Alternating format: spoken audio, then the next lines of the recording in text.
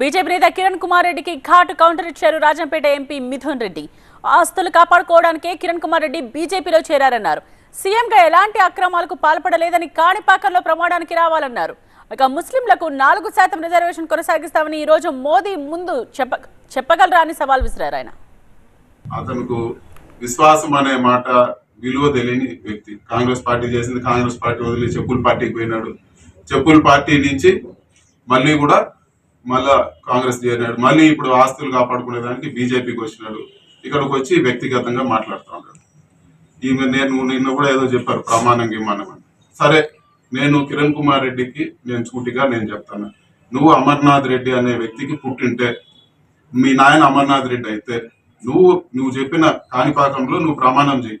ముఖ్యమంత్రిగా నువ్వు ఏమాత్రం డబ్బులు తీసుకోకుండా న్యాయంగా పనిచేసినవాడిని. నువ్వు చెప్పే కండిషన్లు అన్నిటికీ నేను వచ్చి ప్రమాణం చేస్తాను. నేను సూటిగా అడుగుతా ఉన్నాను చంద్రబాబు నాయుడిని, కిరణ్ కుమార్ రెడ్డిని, ముఖ్యంగా బీజేపీ వాళ్ళకన్నా తెలుగుదేశం నాయకులను అడుగుతున్నాను. మీరు మోడీ సభలో 4% రిజర్వేషన్ కొనసాగుతుంది.